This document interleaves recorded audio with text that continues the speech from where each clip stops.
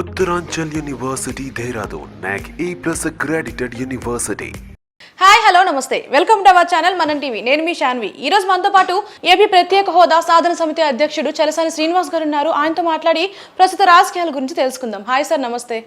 నమస్కారం అండి. ఎలా ఉన్నారు సార్? పర్వాలేదు, తిరుగుతున్నాం. చెప్పారు కదా, ఢిల్లీ నుంచి, అక్కడి నుంచి, శ్రీకాకుళం నుంచి, విజయవాడ నుంచి తిరుపతి వరకు తిరుగుతూనే ఉన్నాం. రాష్ట్ర హక్కుల కోసం, ఆత్మగౌరవం కోసం ఏ రోజు కాంప్రమైజ్ కాలేదు. 2019 ముందు కంటే తర్వాత భయంకరం తిరిగాం. ఈ మీడియా ఎందుకన్నా చేతకన్నా వేసింది మా మీద, మేము ఆపలేదు. ఢిల్లీలో కూడా నిన్న కూడా ధర్నా చేసాం, గవర్నర్ గారిని నిలదీసాం, గవర్నర్ గారి ఇంట్లో క్యాంప్ ఆఫీస్లో బైఠాయించాం. అర్ధరాత్రి ముందు వరకు ఆయన ఆఖరికి రానంటే ఆఖరికి నేను, జైడి లక్ష్మణ్ గారు, శ్రీనివాసరావు గారు, రామకృష్ణ గారు అందరి దగ్గరికి వచ్చిన తర్వాత వినతిపత్రం ఇచ్చాం. దురదృష్టవశాత్తు ఆయనకి విశాఖ ఉక్కు కర్మాగారంలో ఆంధ్రులు త్యాగాలు తెలియదు, ప్రత్యేక హోదా జరిగిన త్యాగాలు పోరాటం కూడా సరిగ్గా తెలియదు, వివరించాం. ఇప్పుడు మీడియా ఉందా లేదా అని ఉద్యమం ఆపలేదండి, కానీ మీడియా 95% వేయట్లేదు. మేజర్ మీడియా మేము ఏం చేయలేం. అందుకని ఉద్యమం చేయలేదనుకునే అమాయక ఉద్యానం చాలామంది ఉన్నారు, వాళ్ళకేం చేయలేం. అది సంతాపం ప్రకటిస్తున్నాం. సో ఇప్పుడు చూసుకుంటే ఏపీలో ఒకప్పుడు పవన్ కళ్యాణ్ గారు వాలంటీర్ల వ్యవస్థ మీద కొన్ని అనుచిత వ్యాఖ్యలు చేశారు. ఇప్పుడు కోర్టు దాని మీద క్రిమినల్ కేసు నమోదు చేసింది. ఈ నెల 25న విచారణకి రమ్మని కూడా ఆదేశాలు జారీ చేసింది. అసలు ఏం జరగబోతుందంటారు? ఒకటండి, వారు మాట్లాడిన దాంట్లో కొంత సమాచారం వచ్చింది, మా లోపం వచ్చి ఉంటుంది. తర్వాత వివరించారు. వాలంటీర్ల వల్ల అమ్మాయిలు అనే ఇష్యూ ఏదైతే వెళ్ళిపోతున్నారు మిస్సింగ్ అనే చేశారు, అది అలా మాట్లాడటం సరైనది కాదు. కానీ ఆయనకు సమాచార లోపం వల్ల అది వచ్చి ఉంటుంది. తర్వాత కూడా దాన్ని కవర్ చేస్తే ఆయన చెప్పారు. చెప్పిన తర్వాత వాళ్ళని వివరణ అడగొచ్చు, తప్పలేదు. మళ్ళీ తిరిగి దాని మీద క్రిమినల్ కేసు ఎన్నికల ముందు పెడతాం అనేది సరికాదు. వాళ్ళు వివరణ చేసి ఆయన నిజంగా మనసు వచ్చే కర్మ నేను నమ్మి ఆయన అన్నానంటే అది వేరే సంగతి. అందువల్ల నన్ను వివరణ ఇచ్చినప్పుడు కేసులు అనవసరం. కానీ మీరు కూడానండి, మీడియా, సోషల్ మీడియా కూడా ఎక్కడ ఫేమ్ ఉంటే అక్కడే వెళ్ళిపోతూ ఉంటారు. కళ్యాణ్ గారి మీద కేసు పెడితే అని అన్నారు, మా మీద ఏదో దేశానికి ఏదో అన్యాయం చేసామని, మా తెలుగు జాతి హక్కులకు భంగం కలిగిస్తుంది కేంద్రంలో ఉత్తర భారతీయ జనతా పార్టీ ప్రభుత్వం లేదా కేంద్రం అనుకున్నాడు, మా మీద కేసులు పెట్టి స్టేషన్లు పిలిచి వేధించినప్పుడు ఒక్కడు మాట్లాడలేదే. అంటే నాయకులకు మాట్లాడేది ఏదైనా జరగగానే మొత్తం రాష్ట్రం అంతా లేదా మీ మీడియాకి ఏమైనా చిన్న ఎవరిని విచారణకు పిలిచారని కానీ మేము ఆ మొత్తం దేశం మొత్తం ఏకమైపోవాలి. మీ అనుమానం నిలబడాలా? గౌరవ ప్రధాని మోడీ గారు విశాఖపట్నం వచ్చినప్పుడు అక్కడ మేము కానీ మిగతా అందరూ 15 కిలోమీటర్ల దూరంలో ప్రభుత్వం అనుమతించిన స్థలంలో పైలాన్ పక్కన కూర్చుని ఫుట్పాత్ కూడా ఎక్కకుండా లోపలే కూర్చుని దీక్ష చేస్తుంటే పోలీసులు వచ్చి కర్కశంగా అరెస్ట్ చేసి లాక్కెళ్ళిపోయి పడేసి మోర్ దాన్ 24 అవర్స్ స్టేషన్లో మేము ఎక్కడో దొరుకుంటే ఆ టెక్నాలజీ వాడి కనుక్కుని మమ్మల్ని అరెస్ట్ చేసి, అందులో స్టాలిన్ గారు ఆయన అరెస్ట్ ఆలస్యంగా చూపించి 70-75 సంవత్సరాల వయసు ఉన్న వాళ్ళందరినీ పడుకోవడానికి కూడా బల్ల లేకుండా రాత్రింబావులు స్టేషన్లో పెట్టి హింసిస్తే అప్పుడు ఎందుకు ఖండించలేదు? గౌరవ ప్రతిపక్ష నాయకులుగా ఉన్న చంద్రబాబు నాయుడు గారు కానీ కళ్యాణ్ గారు కానీ చేయించింది మోడీ గారు, చేసింది ఇక్కడ దుర్మార్గంగా పాలిస్తున్న జగన్మోహన్ రెడ్డి గారు అనుకుందాం, చేసింది తప్పే అని ఎందుకు ఖండించలేదు? వీళ్ళకి ఇబ్బంది జరిగినప్పుడు మేమందరం ఖండించడం. చంద్రబాబు నాయుడు గారిని అరెస్ట్ చేసినప్పుడు ఖచ్చితంగా ఖండించాం. అనేక సార్లు మాట్లాడా.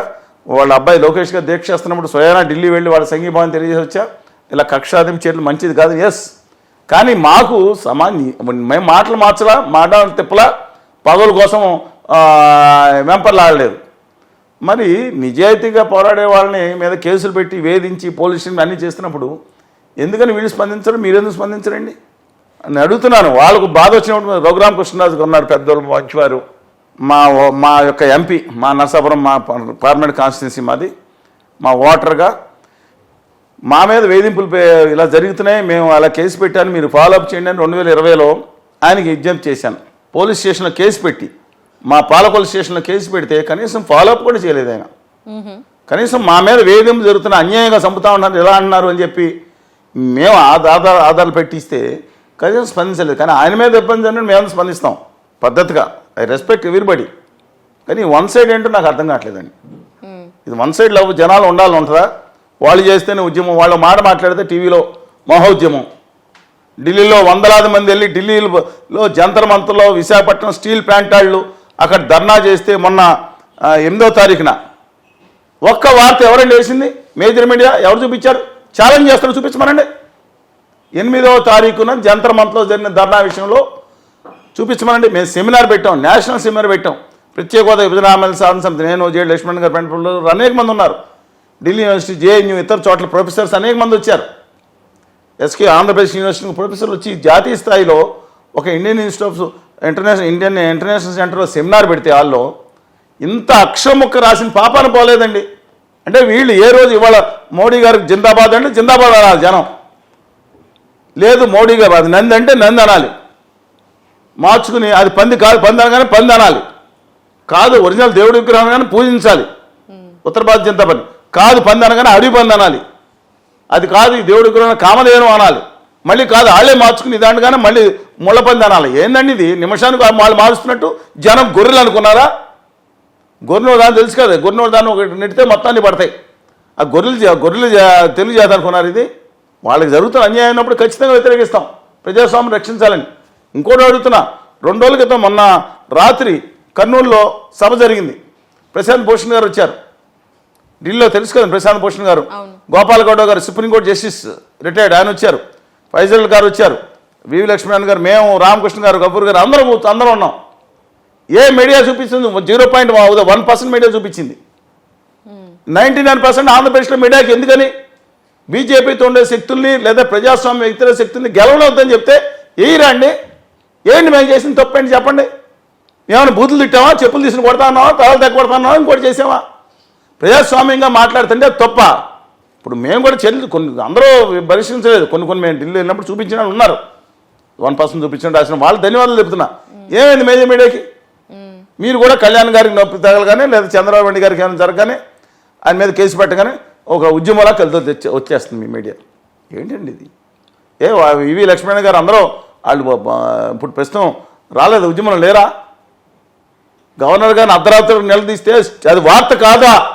విశాఖపట్నం స్టీల్ ప్లాంట్లో 150 మంది అక్కడికి వచ్చి ధర్నా చేస్తే ఎంత వార్త లేదా? బాపట్ల ఒక వార్డు లీడరు మంచి అదే ఉండొచ్చు, ఆయన జాతీయ వార్తగా వేస్తారా? జాతీయ వార్త అంటే నేషనల్ పేజ్ ఈ పత్రికలో ఇవ్వద్దని అంటలేదు. మిగతా వాళ్ళు కూడా అవకాశం ఉండండి. అబ్సల్యూట్లీ రాంగ్ అండి. ఇప్పుడు రాజకీయాలు ఎలక్షన్లు దగ్గర పడుతున్నాయి కాబట్టి రాజకీయాలు చూసుకుంటే అధికార పార్టీ మీద చేయడం అనేది ఇప్పుడు మెయిన్గా ఉంది. ఎవరైనా సరే ఇప్పుడు అధికార పార్టీ మీద అని అంటే ఖచ్చితంగా దాని మీద దృష్టి సారిస్తారు. సో ఇప్పుడు పవన్ కళ్యాణ్ గారి పరిస్థితి ఎలా ఉండబోతుంది అంటారు? అధికార పార్టీ సరిగ్గా వ్యవహరించట్లేదు, కక్షాధికారితో వ్యవహరిస్తుంది, అందరికీ తెలిసిండేది. నిజంగా జగన్మోహన్ రెడ్డి గారు ఆయన ఇచ్చిన నవరత్నాల బదులు ఇంకో దశమరత్నం ఒకటి యాడ్ చేసుకుని జనాలకు ఇచ్చి ఉంటే 15 ఏళ్ళు 20 ఏళ్ళు ముఖ్యమంత్రి కొనసాగి ఉండేవారు. ఆయన పాలన కొన్ని విషయాల్లో మొత్తానికి డిజాస్టర్ నేను చెప్పడానికి నేనేమో ఒక ప్రతిపక్ష పార్టీయో లేదా ఇంకో పార్టీయో లేదంటే ఒక ఎజెండాతో ఉండే కాదు. డెఫినెట్గా కొన్ని అమ్మఒడి కానీ కొన్ని కార్యక్రమాలు కొన్ని లోపాలు ఉండొచ్చు. అలాగే డైరెక్ట్గా నిధులు వెళ్ళటం మధ్యవర్తులు లేకుండా అంతవరకు కొన్ని అంటే మొత్తం అంతా ఇచ్చేస్తే అది వేరే సంగతి, అది దాన్ని వ్యతిరేకిస్తున్నాం. గుత్తగా పందేరాలు చేయడానికి అవసరార్థం ఆ పనులకు ఇవ్వాల్సిన దాంట్లో మంచి పని చేస్తున్నారు కొన్ని. కానీ ఈ కక్షాధించర్లు మిగతా వాటిల్లో అభివృద్ధికి పెట్టాల్సిన నిధులు అంతవరకు అంత పెట్టకుండా చేయడం వల్ల డెఫినెట్గా లోపం జరిగిందని చెప్తున్నాం. అందుకని ఇవాళ అధికార పక్షం అనేది చేస్తుంది. దట్ డజంట్ మీన్ ప్రతిపక్షం ఏం చేస్తుంది? వాళ్ళు దింపడమే ఇలా జీవిత ధ్యేయం అంట. ఏందండి ఇది? నాకు అర్థం కాదు. కేంద్రంలో ఉండే ప్రభుత్వాన్ని ఇప్పుడు రేపొద్దున సాక్షాత్తు ఇంద్రుడిని తీసుకొచ్చి ఇక్కడ కూర్చోబెట్టామనుకోండి, ఆంధ్రప్రదేశ్ ముఖ్యమంత్రి కింద ఆయన ఏమైనా ఐరావతాన్ని కామదేవుని కల్పదేవుని సృష్టిస్తారు. అయ్యే ఆ కామదేవునులే ప్రత్యేక హోదా విభజన హామీలు. ఏదో ఒక ఫ్యాక్టరీ వచ్చిందంటే ఇన్సెంటివ్స్ 25 ఏళ్ళు మా రాష్ట్రానికి ₹1 అక్కర్లేదు రాసిచ్చేసి మొత్తం రాష్ట్రాన్ని రాసిస్తే ఏదో కర్మకారులు వచ్చినాయి 1-2 సంతోషిస్తున్నాం, అలాంటివి రావాలి. కానీ హోదా విభజన హామీలు అంటే అన్ని ఆళ్ళు పరిగెత్తి మన దగ్గరికి వస్తారు. కేంద్ర ప్రభుత్వం దాని గురించి మాట్లాడకుండా భావితరాలను నాశనం చేస్తున్నారు కదండి వీళ్ళు. నేను చెప్తున్నాను, ఎవరు లైక్ చేసినా లైక్ చేయకపోయినా మీరంతా 90% మంది ఒకే వెళ్ళినా సరే ఖచ్చితంగా ఆంధ్రప్రదేశ్ హక్కులు ఆత్మగౌరవం తెలుగు జాతి అభ్యున్నతి కోసం తెలుగు జాతి కూడా వాళ్ళ అన్యాయం జరుగుతుందండి. నేను తెలంగాణ చెప్తాను ఎన్ని ఇబ్బందులు ఉన్నాయి. కనీసం అక్కడ పోరాడుతున్నారు రేవంత్ గారు, బట్టి గారు, లేదా కేటీ రామారావు గారు, ఆర్ఎస్ ప్రవీణ్ కుమార్ గారు, వీరభద్రం గారు, వెంకటరెడ్డి గారు, వీళ్ళందరూ కనీసం ఫైట్ చేస్తున్నారండి. ఏదండి మన ఏపీలో లేదంటారా?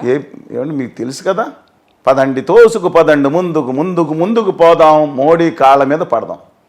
ఇంకోటి చెప్తున్నాను, దయచేసి మీరు చూసుంటారు, ఇది అందరికీ చెప్పండి. ఇది ట్రోల్ చేసుకోండి, నాకు అబ్జెక్షన్ లేదు. ఒక ఆయన లేస్తాడు చొక్కా మడత పెట్టి అని అంటాడు, దేనికండి? ఇంకొక ఆయన లేచాడు కుర్చీ మడత పెట్టి చూపిస్తాడు, దేనికండి? ఇంకొక ఆయన వచ్చి పంచి మడత పెట్టాను అంటాడు, దేనికోసం చెప్పనా? దేనికోసం? చొక్కా మడత పెట్టి వడివడిగా అడుగులు వేసుకుంటూ అవతల మోడీ గారి చేతులు పట్టుకుని బతిమాలటానికి ఒక ఆయన, కుర్చీ మడతపెట్టి మళ్ళీ వేసి అమిత్ షా గారిని కూర్చోబెట్టి వాళ్ళ కాళ్ళ దగ్గర కూర్చున్నాను ఇంకొక ఆయన. పంచి మడతపెట్టి పరిగెత్తుకుపోయి వాళ్ళ కాళ్ళ మీద ప్రదక్షిణాలు పెడతానికి ఇంకొక ఆయన. ఇది ఇందుకే లేచింది. తమ హక్కుల కోసం మడతపెట్టారా? ప్రజల ఆత్మగౌరవం కోసం, తెలుగు జాతి ఆత్మగౌరవం కోసం కాళ్ళు ఎగరేశారా అని నేను అడుగుతున్నానండి. దేనికోసం వీళ్ళు మడత కుర్చీ దేనికి మడత పెట్టారు? దేనికోసం కుర్చీ మడత పెడతాం? ఆంధ్రప్రదేశ్ హక్కులకు ఇవ్వాల్సిన పెద్ద స్థానంలో కూర్చోబెట్టాల్సిన దాన్ని ఆత్మగౌరవాన్ని మడత పెట్టేశారు. ఢిల్లీ పాఠశాల దగ్గర తాకట్టు పెడుతున్నారు వీళ్ళ పదవుల కోసం, వీళ్ళ స్వార్థం కోసం, వీళ్ళ కోసం. అన్యాయం అండి. ఇప్పుడు సినిమాలను చూసి రాజకీయాలు ఇన్స్పైర్ అవుతున్నాయా? రాజకీయాలనే సినిమాలుగా తీస్తున్నా అసలు ఏం జరుగుతుంది? అదేదో సినిమాలో అంటారు, ఏదో ఫైల్లో కేఏ పాల్ గారు మాట్లాడతారు. అలాగే ఫైల్లో ఉన్నాళ్ళు, ఆ ఫామ్లో ఉన్నాళ్ళు ఆ టైంకి అనమాట సినిమాలన్నీ వాడుకుంటున్నారు. వీళ్ళు సినిమాగతంగా చేసేసారు రాష్ట్రాన్ని. ఇప్పుడు ఏంటంటే వాళ్ళు దిగిపోవడం, చంద్రబాబు నాయుడు గారు రాకూడదంట, ఇంకోసారి వస్తే ప్రమాదకరం అని వైఎస్ఆర్ వీళ్ళ ఉద్దేశం ఇంతే. భావితరాల గురించి కాదండి, మిగతా కొన్ని పాలన కూడా ఉండొచ్చు. తర్వాత ప్రతిపక్షాలకు జగన్మోహన్ రెడ్డి గారు ప్రమాదకరం అంట.